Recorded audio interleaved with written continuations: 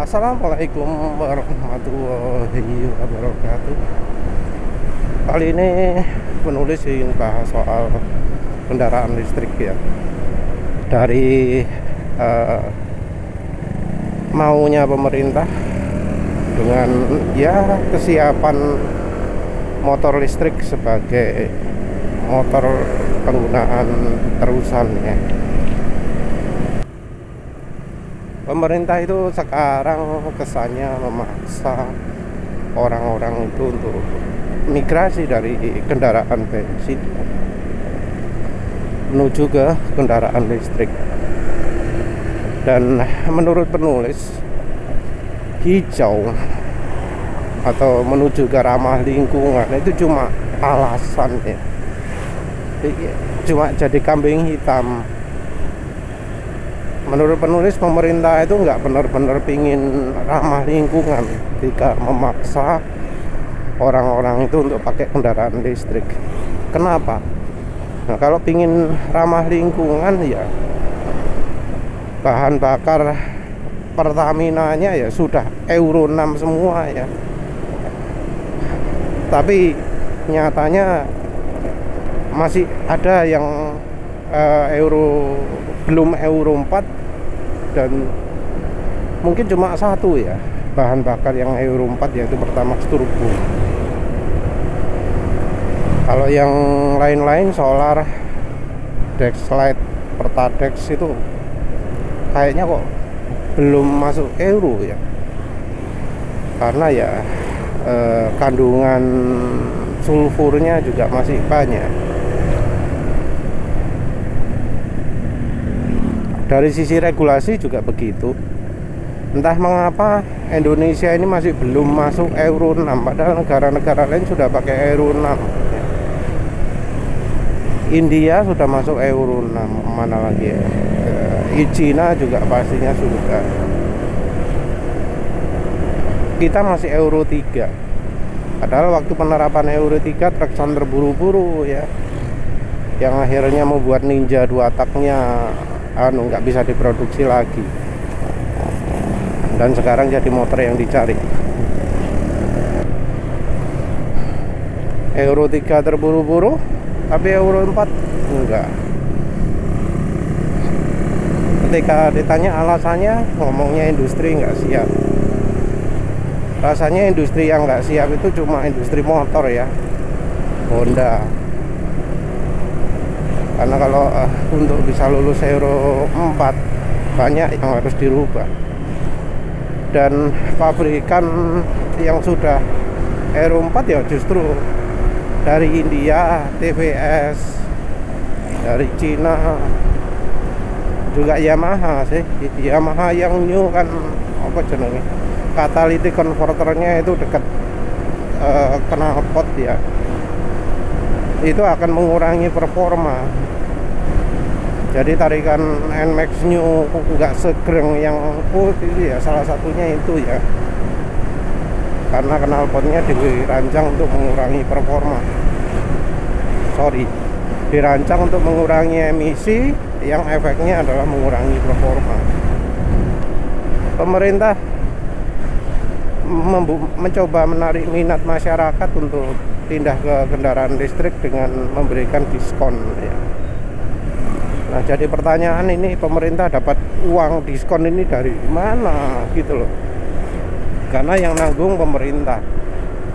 Ketika motor listrik dijual, maka akan ada kerjasama antara pemerintah dengan penjualnya, dan nanti dari pemerintah akan bayari ke penjualnya. Ya tentu nanti mungkin bakal terjadi seperti apa ya, kasus subsidi minyak goreng ya. Ada di suatu saat pemerintah akan menolak bayari, bukan karena nggak ada uang, tapi uangnya udah dikorupsi duluan ya. Bisa jadi seperti itu. Nanti yang korupsinya ditangkap dan lain-lain, masuk penjara gitu ya, karena mengkorupsi sekian triliun gitu ya.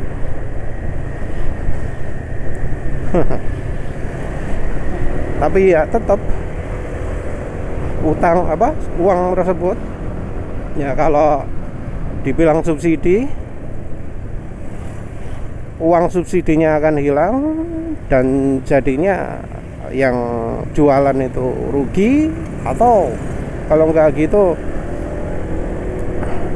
bakal jadi tanggungan dari anak cucu kita ya, karena ya itu kan harus dibayar. Tapi ya pembuat keputusan saya enak yang ngomong, sekarang subsidi, gak peduli belakangnya gimana. Di satu sisi subsidi ini pasti akan membebani pemerintah, di sisi lain subsidi ini memberi ilusi bahwa kendaraan listrik itu murah. Ya masyarakat sih kayaknya sudah terima bahwa motor listrik harganya segitu, menarik gitu ya. Masyarakat sih nganggap motor listrik itu murah sekarang, tapi nggak tahu kalau nanti rusak, kalau ada apa-apa itu bakal tahu, oh ternyata motor listrik itu mahal. Jadi misal ada kelistrikannya yang rusak, maka harganya bisa 2 kali 3 kali normalnya ya. Jadi yang penulis tahu kendaraan listrik kalau rusak itu biayanya bisa berkali-kali lipat dari kalau kendaraan motor bensin rusak. Kalau mobil listrik ya sama saja ya kayaknya. Ya karena sekarang pemakainya kan masih sedikit ya, belum banyak. Nah kelangkaan ini membuat kendaraan listrik jadi problem. Jadi partnya langka. Dari pemerintah sendiri rasanya masih belum mikir ya apa yang bakal terjadi kalau misalnya banyak masyarakat yang beli motor listrik. Kalau di daerah penulis ini ya, yang lewat jalan besar ini, kebanyakan orang itu perjalanannya cukup jauh ya. Jadi ada yang 30 kilo, ada yang 40. Kayak penulis ini 20 ini termasuk dekat ya. Tapi rata-rata biasanya 30, 40 gitu. Ada yang 50 bahkan sekali perjalanan menuju tujuan. Kalau dibuat PP ya 100. Nah, artinya kendaraan listriknya ya harus yang kapasitas mesinnya besar. Kapasitas akinya, baterainya yang besar. Jadi harus bisa 100 km dan itu real. Karena sekarang ini motor listrik dijual dengan kapasitas yang biasanya kurang dari 100 km. Ada pun ya, itu biasanya untuk pemakaian yang eco riding. Eco riding alias kecepatannya sekitar 20 km per jam. 20 km per jam itu sesuatu yang ya nggak realistis ya untuk kebanyakan orang. Jadi ya kayak depan ini Kiwan ini ya mungkin kecepatan normalnya segini lah. Siapa sing betah gitu ya, kecuali yang memang harus menjalan. Jadi ya bahkan di kalangan Grab pun jadi terkenal, oh kalau kendaraan listrik lemot gitu ya, nggak bisa kencang karena orang itu kecepatan normalnya itu ya antara 40 sampai 60. Kalau sudah di luar dari itu dianggap lemot sudah, walau orangnya nggak berani kencang ya. 20 itu tetap dianggap lambat. Jadi istilahnya kecepatan 40 itu wis batas minimal lah ya. Padahal 40 km per jam merupakan top speed normal, top speed realnya untuk pemakai kendaraan listrik. Jadi artinya kendaraan listriknya harus top speed terus selama pemakaiannya. dan top speed terus, artinya ya tenaganya maksimal, ya umur baterainya akan jauh berkurang.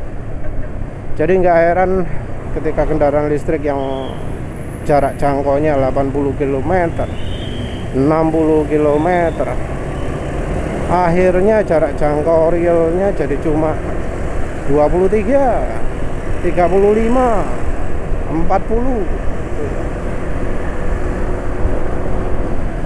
hampir separuh dari angka yang diklaimkan.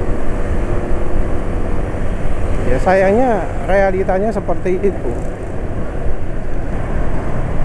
Terus penulis lupa bahas soal pemerintahnya sembarangan. Pemerintahnya kalau semua orang sudah pakai kendaraan listrik, ya, apa sudah siap untuk daur ulang baterainya? Kalau yang sekarang ini beberapa ngasih solusi ya dari pabrikannya ya, sistem sewa baterai atau sistem swap.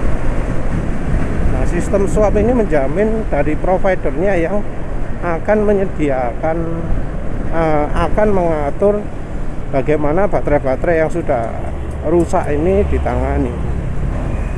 Jadi yang nyewa baterai ya, kalau misalnya baterainya tekor, kita tinggal tuker gitu. Kalau yang baterai swap memang sudah tiap hari tuker. Selain dari sampah baterainya, juga dari kebutuhan listrik. Karena kalau semua orang sudah ganti motor listrik, ya artinya kebanyakan orang akan pilih cas di rumah. Karena tentunya kalau cas di rumah itu wes langsung enak, tancap listrik, daripada harus repot-repot swap menuju ke tempat tertentu gitu ya. Kalau ada sih yang misal lebih pilih swap karena gampang, tapi rasanya sebagian orang akan lebih pilih yang cas di rumah. Karena ya untuk swap untuk sekarang ya cuma ada di kota besar saja kan. Ya pemaksaan untuk Gojek pakai kendaraan listrik juga sangat membantu ya. Jadi makin maraknya motor listrik. Tapi antara Gojek dan orang biasa itu beda. Kalau Gojek itu kebanyakan kan motor listriknya disewakan berapa? 50.000 per hari, 40.000 per hari gitu ya. Tapi kalau dari rumahan ya beda lagi. Kalau ketika banyak orang mengecas listrik di rumah, maka ya jadinya beban listrik rumahan akan jauh meningkat. Nah ini apakah PLN siap atau tidak? Karena ya artinya kalau perumahan ini sudah dicatah, oh cuma tahan sekian gitu ya, berarti kan harus upgrade gardunya, entah gardu Indo atau gardu lokal, lampu lampu. Nah itu apakah Pertamina-nya udah siap? Karena bahkan di luar negeri pun ada cerita ya, karena ada promo mobil Tesla, satu gang itu ada beberapa orang yang beli, dan ketika malam hari gardunya gak kuat, kobong, meledos. Ternyata dari gardunya itu nggak siap untuk mendapatkan pasokan listrik. Jadi ya walau orang itu misalnya punya listrik 2200 watt, kan belum tentu kepakai semua atau ya. Jadi walau misalnya satu gang 1300 semua, pemakaian listrik maksimal satu gang itu belum tentu 1300 kali jumlah warganya, bisa aja lebih sedikit. Nah kalau peningkatan gitu apa sudah siap? Terus sekarang ini aja sudah krisis listrik, apalagi kalau semua orang pindah kendaraan listrik, pemakaian listriknya pun jomplang ya. Orang nggak pakai listrik siang hari, yang pakai siang hari paling cuma ojek, yang kebanyakan ya dari orang rumahan ngecasnya ya paling malam hari. Apa siap listriknya? Dari sisi konsumennya sendiri, daya tarik listrik kendaraan listrik itu kayak agak kurang ya.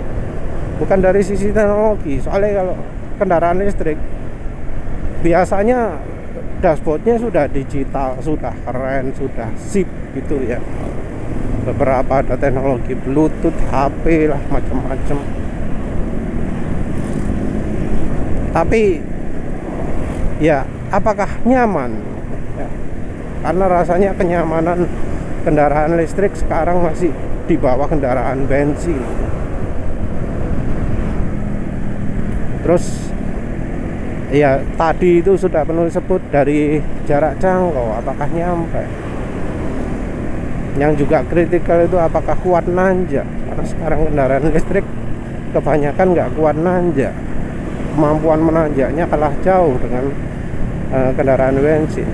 Dan kalau misalnya kuat nanjak berapa kilo, karena kan ada juga ya yang rumahnya tanjakan semua gitu ya, kecuali kalau turun gunung. Nah, apakah sudah bisa untuk dipakai seperti itu? Terus soal keawetan juga, kebanyakan kendaraan listrik itu kualitasnya kualitas rendah, bukan kualitas tinggi. Karena yang kualitas tinggi ya harganya juga tinggi sekali ya. Kualitas tingginya kendaraan listrik itu ya 80 juta. Yang 40 juta itu yang part-partnya masih murah-murah gitu ya. Jadi harga 40 jutanya kendaraan listrik itu anggap aja apa ya, gak ada persamaan nih ya. Mungkin kalau dijual kendaraan motor bensin harganya 12 juta. Karena kualitas partnya yang minimalis, murahis gitu kan. Jadi mungkin kalau di kasus motor shock breaker karatan itu sesuatu yang luar biasa besar ya. Nah, kalau di apa jenenge, di kendaraan listrik itu sesuatu yang lumrah. Jadi suspensi karatan wis normal, rangka karatan ya mungkin nggak ada ya, tapi bodi mengap wis sesuatu yang normal. Kayak motor gesit lah, 25 juta baterai satu kalau nggak salah ya. Kalau mau baterai 2 35 juta. Nah, itu plastiknya dikeluhkan, plastiknya kayak plastik mainan, nggak kayak plastik bodi yang rapat macam-macam gitu. Dan kebanyakan kendaraan listrik seperti itu. Bahkan dari apa yang di Gojek itu kendaraannya apa? Kimco ya, Kimco yang katanya buatannya solid, kualitasnya, build quality-nya oke, karena itu merupakan konversi dari yang motor bensin jadi motor listrik. Harganya juga kalau dijual resminya 40 juta, padahal itu modelnya kecil ya. Sekecil, malah mungkin lebih kecil dari Next 2. Belum lagi soal servis di motor listrik ya tentu langka, dan seperti penulis bilang tadi, biayanya mahal luar biasa. Ya wis, itu saja. Terima kasih sudah menonton. Assalamualaikum warahmatullahi wabarakatuh.